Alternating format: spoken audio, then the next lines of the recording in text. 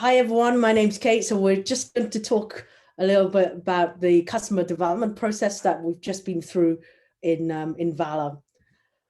So for those of you who don't understand the title about the cat, there's actually a viral video of a lawyer which ended up with a cat filter in an online hearing. So if you haven't done this already, please go and spend 30 seconds of your life having a look at that video. I think whilst there's a humorous side to it, it also highlights the challenges that lawyers are facing in this kind of unprecedented times with COVID. So again, I'm Kate. I'm the co-founder and chief technology and product officer for Valla, which is a legal tech startup that aims to make legal support accessible and as affordable as possible. And when I was asked to speak at ProductTank, I really wanted to share and talk about something that I'm very passionate about, which is around customer development. And I thought I would kick off with this quote because this is one of my favorite books. So can't kind of see it. It's the Lean Customer Development book by Cindy Alvarez. And in it, she kind of starts the book with this quote, which I love. Customers are what make a product successful. Without customers willing to buy, it doesn't matter how good or innovative or beautiful or reasonably priced a product is, it will fail.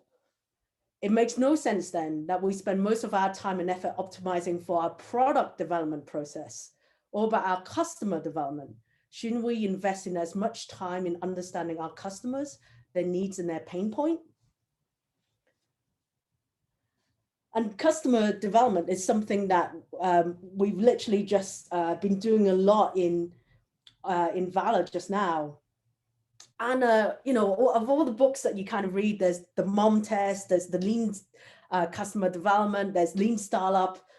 A lot of the rhetoric around that, it's like, get out of the building, go and talk to people, go and talk to as many people as you can. And then sometimes they might tell you what to ask those people, what to talk to them about. But I think it's more multi-layered and more complex than that. So, you know, in this talk, my argument is that not only do you need to understand the problem, but you also need to understand the market category that you're in, i.e. how do customers perceive you? And then there's a further layer, which is you have to understand the wider industry and what's happening there, how the money flows between different players, and also what do they care about, so that you can actually contextualize, you know, your product in the customers, you know, where those customers might not even be users, and contextualize your product in their lives. So a big disclaimer here, right? So what I will present is what is on the left-hand side. It'll look linear, it'll look nice and perfect, and in reality, it's it's messy. And I think to highlight as well, we're like this bit, like we don't even know, like we're like somewhere in the middle, and there's still a lot to go, but yeah, I thought it's always fun to kind of share what we, you know, how everyone has approached this problem of understanding customers. So let's start with the problem, right? Get out of the building, go and talk to people. So Valla started because me and my co-founder, who's Danae Shell on the line also, she and I were encountering a very often too familiar situation. So we saw our colleagues, friends, or have experienced it ourselves, where we've had situations of bullying, harassment, and discrimination at work. And, you know, it really kind of perplexed us. As senior women in tech, even when people come to us to ask for advice, sometimes we don't know, you know, what our rights were, and also which lawyer to point them to or which direction to point them to. And, you know, the other complexity around that is, how do I even find a lawyer who knows what it's like to work in the tech industry, right? Trying to explain that context might be it'll be great to find a way to kind of shortcut that. So we just knew there was this problem, but we didn't know exactly what the product was or what it could be. But, you know, we thought this was a problem waiting to be solved. So we did what everyone told us to do, which is go and start talking to some people. And we started talking to people who, like through word of mouth, and friends of friends, and, you know, fairly informal, which is, let's jump on a Zoom call, or at this time, we could still do face-to-face. Let's, you know, get in a room and have a bit of a chat.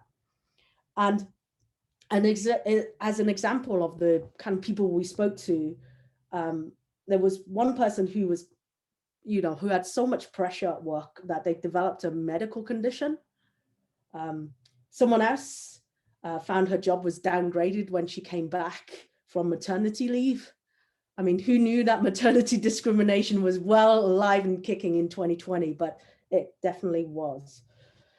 So from a discovery perspective, you know, talking to people was great, but we needed to find a way of thinking about it and using a framework to kind of help us understand what we were learning. So this is a pretty standard jobs to be done technique called the timeline interview. So effectively, it kind of goes something like this. So normally people, you know, don't wake up in the morning wanting a product. They something normally happens. There's normally a trigger, and then they might start looking. So if, for instance, you have a classic example was like buying a mattress. So, you know, if you have a bad night's sleep, you might start going, oh, maybe I need to, you know, look for a mattress. Then normally something, you know, another event happens where you're like, all right, I really now need to get this sorted out. And that's what we call the active looking phase. Then it goes into, you know, something, you know, maybe you've had a terrible night's sleep, your baby's crying, you're kind of like, I need to solve this problem. Then it goes into a deciding phase where you're looking around, you buy, you consume, and you decide whether you're satisfied or not. So this is a kind of a well-known technique in product management. So for us, we kind of applied the same idea. So when we sat down with the person, we literally drew a line, right, on a piece of paper. And we started at the end and we asked them, when did you consider the whole issue to be resolved, right? And they might say, well, they, as in my employer, offered me a settlement. And we're like, okay, let's work backwards from that. Okay, so what led to that? Then we would mark another line in the timeline and work backwards on, well, 2 weeks ago, my solicitor wrote them a letter and blah, blah, blah. And over time, you kind of build up, you know, the actual timeline of events. And the beauty of this format is the fact that when someone gets into a story, like gets into it, they might start remembering the high level details to start off with, but then they might go back and forth and they go, oh yeah, I forgot to tell you, that was the final straw when blah, blah, send me an email, you know, then you can start, you know, adding. And I have sheets of this where it's just like lots and lots of bits, but it was such an effective way of capturing those notes and bringing to life that whole experience. And what was amazing was that like so many of them followed like a really similar pattern. So normally, like something happens at work, right? And you're like, oh, is this legal? Then there might be like multiple events that happen in here, but normally there's a final straw. And an example of this is we spoke to someone who she had just come back off maternity leave and then was asked to note down all of the places her child would be when she was working. So like pro tip, do not do that. Yeah. So normally something like that happens and you're like, oh, okay, this is pretty illegal now. So no, then they would look for a lawyer, or if they're part of a union, they might talk to their union rep. They'll prep the case. Then, when the case is prepped, then they've got to decide, okay, do you want to go forward with this case? Do you want to send that letter to your employer or go forward to a tribunal? Then they're like, yeah, okay, I've decided to go forward, instruct the lawyer. Then there's a period of time where they negotiate or, and work with the employer. And there's, either they go to a settlement or go ahead to a tribunal if that can't be resolved. And what was really remarkable was that, and this timeline technique helped us to realize, was that there was this like really painful pinch point right here where someone basically says, you take your case, you chat to your lawyer, you prep your case, and you're asked, like, do you want to do this? Right? Do you want to go ahead? And for the person, it's a really big decision. They're thinking, like, how likely am I to win? How much would this cost? How long will it take? How much am I likely to get back? And what we found was that they had to try and make that decision within generally the space of 24 or 48 hours, right? Really, really painful moment. So at this point, we kind of went, oh, okay, well, it feels like there's a real need here. So let's go and talk to some lawyers, right? Let's go and ask the question. So how much do you decide, how do you decide how much to settle for, right? To some lawyers. They said, well, some of it's formulaic, but mostly it's based on experience. I was like, okay, so you just decide based on the cases that you've worked on. They're like, yeah, but sometimes I talk to my colleagues. I'm like, okay, well, but I guess we kind of came away from it thinking, well, the universe of cases that they've worked on is probably not the universe of all cases, right? That's quite a small set of cases, considering there are like tens of thousands of tribunals that go through every year. And this stuff really matters, right? So on the left, I won't go through all of it, but on the left, someone was given a initial settlement of £50,000. She took it forward, and her claims were dismissed. And as a result, she got, an offer of £1,900. And but we've seen it both ways as well, right? So the other way also applies. And the specific thing that we focused on was something called injury to feelings. And what this was so some bits of the some bits of the award is formulaic and it's based on your base salary. But there was a bit which, when it came to discrimination cases, there was a discretionary amount which was unlimited based on your actual injury to your feelings, right? And the higher the award is dependent on whether it was a one-off or ongoing, and whether you suffered anxiety, depression, suicidal thoughts, based on your experiences. So what did we do? We built a prototype. We actually scraped and looked at all of the tribunals available that were published at gov.uk, pulled out that injury to feelings information, built a prototype, and raised some money. And I quit my full-time job at Skyscanner to come and work on this. So great, it's great. Found a problem, understood it, awesome. All right, so why do we care about this market category thing? So, once you kind of built the prototype, what we quickly realized was that actually for the litigant, for the claimant, they might do this once or twice in their lifetimes, but for lawyers, they would kind of see this way more often, and this would be a problem that they would kind of encounter a lot more. So we thought, all right, actually, this might be a tool for lawyers. So then we started talking to even more lawyers, right? But as early stage founders, we love telling origin story, right? But I don't know whether most of you know, but most lawyers are billed every 6 minutes, like billed by every 6 minutes. And the reason for that is you could get like, you bill 10 times during 1 hour, right? Like, so you gotta get to them really quickly. And for us, we had to almost find a way to quickly shortcut that conversation. And from that, we used, we took a leaf out of April Dunford's book around positioning. She has this amazing Business of Software talk back in 2019. Totally recommend you go along to watch it. I won't explain the duck thing, but it's really, really funny. So go do that. She goes through this process. So how we used it was, we basically took the demo to the lawyer and we said, okay, when would you use this tool? And then we would ask them, okay, what do you use now? Why them? How often? And who in your organization uses this the most, right?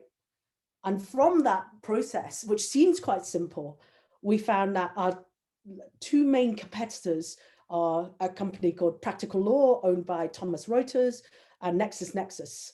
And both are in the category. So you go to the website, you literally read their descriptions, and they're legal research tools. And from that, we then use that as the way to start, again, asking back to lawyers, who's involved in buying this type of software? Like, who signs off? Does the IT department need to be involved? How much would does your law firm spend on research tools, like spend on this particular category of tools? So doing that kind of really helps. Then the last layer, which is around the industry. And we needed to know this because Danae and I weren't lawyers, but more importantly, as well as that, we kind of needed to understand how the money flown between the different players. So for example, trade unions, are involved in a lot of this work. So we found some people in various levels in trade unions. So spoke to trade union reps, spoke to head of legal of a trade union. And we would have just asked them quite mundane questions that they were generally quite bemused by, which is like, what do you do? Like, how do you support everyone? What does your day-to-day look like? Do you do this every day, all day? Do you get time off work for it, etc.? Then we also spoke to insurance companies, because a lot of the time employment claims were made or funded by legal expenses cover. So if you buy house insurance, right at the end, they'll ask you, hey, do you want legal expenses cover? And it's normally between 20 to 30 pounds, right? And that covers up to £50,000 worth of legal expenses. Honestly, it's like the number of cases that are covered by this, totally worth the 20 quid, right? And we would just ask them, find some people who were involved in the insurance industry to try and understand, which cases went ahead. Like, what's the percentage of claims made on legal expenses cover? Then we spent a lot of time just like immersing I've been to so many lawyer events, legal events, like, what are the general problems they care about? Like, how do they describe their problems? Who does pro bono work? And how does pro bono work? And by pulling all of this together, we started, got to do it online. So we had Post-it notes with this like large framework of things that we had learned.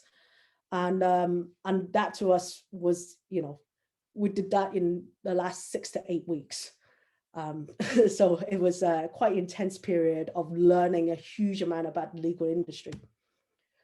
So yeah, I guess in conclusion, coming back to this diagram, so I feel like we've moved from here to here, quite subtle, but just a little part of the squiggly line, and there's still lots to do, lots to go. So yeah, but that's how we've been dealing with customer development at Valla. So thank you. And I guess my one ask is, if you know of anyone having a tough time at work or going through employment tribunal, please point them our way. Really would appreciate it. Thank you. Awesome, thanks so much, Kate. That was really insightful and interesting. I'm sure there's going to be loads of questions, so I'm going to hand over to Rachel for the Q&A. Yeah, that was awesome, Kate. I'm sure any one of those slides could be an entire talk in itself. So I've got some questions on the sidebar, and I will quite selfishly ask one to kick off, which was, out of all the frameworks that there are out there that you guys could have used, why did you pick the ones that you did and the sort of parts of the ones that you did? We've actually, there were more. we just hadn't talked about it.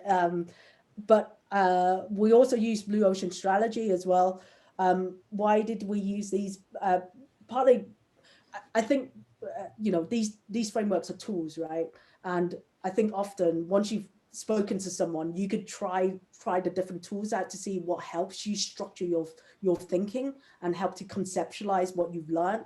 And so for us, those two that I've highlighted was just the easiest way to kind of like help us synthesize what was going on and help us move on next, if that makes sense. Yeah, that makes sense. Awesome. I'm going to read out one from Neil here. So there's been a couple of comments at the start about women who've unfortunately had periods of discrimination at work, and said that, you know, some people just leave. They don't even, you know, look for another resolution to that, because it's obviously quite traumatic.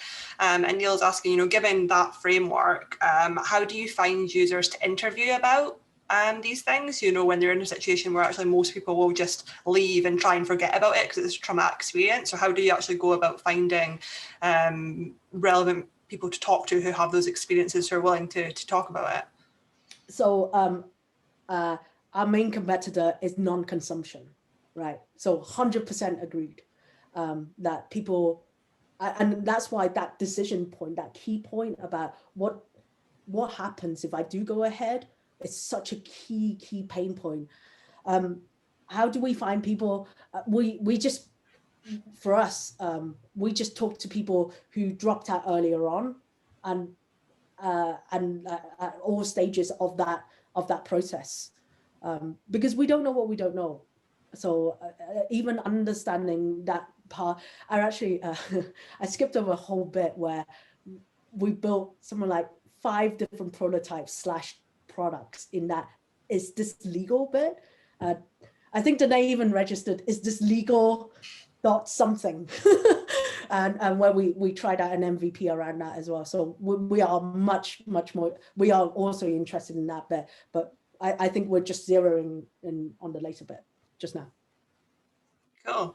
And you've spoken to a really wide range of people in industry and also people on the side of experience there. In terms of when you were talking to lawyers and insurance and trade union, how did you go about reaching out to those guys? Was it cold email?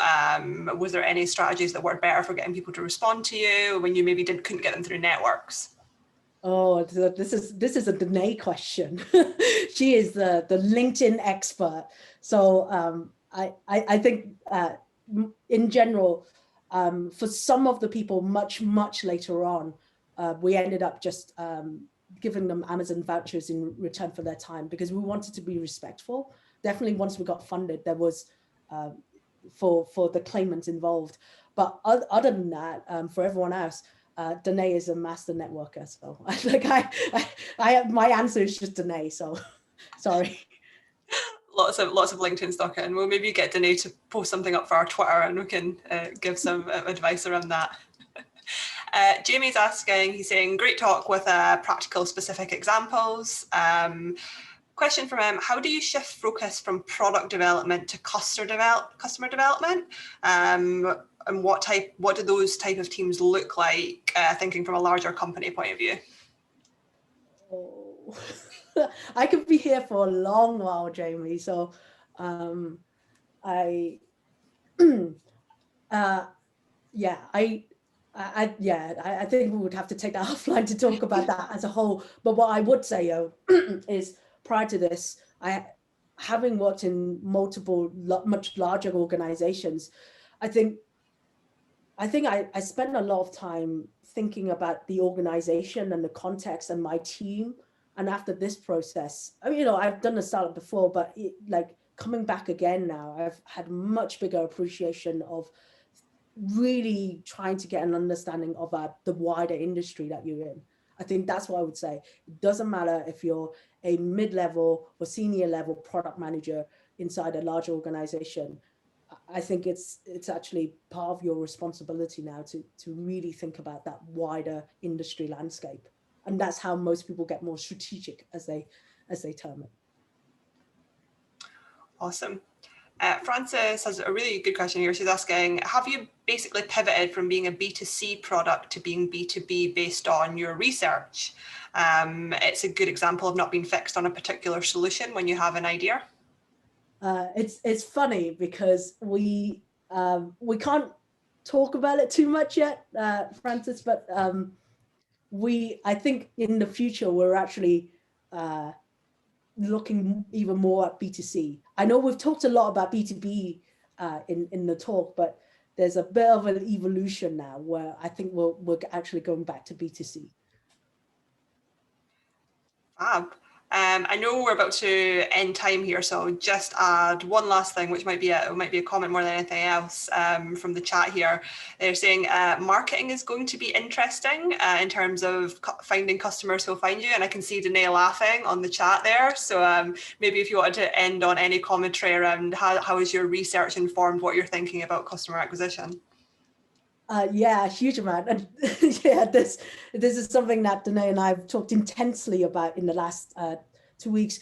I think it's fair enough on a high level to say that I don't think people would, I think there'll be some transactional terms, right, as Danae would call them, where there's a very specific problem like filling in a form or specific looking for settlement that will be focused on.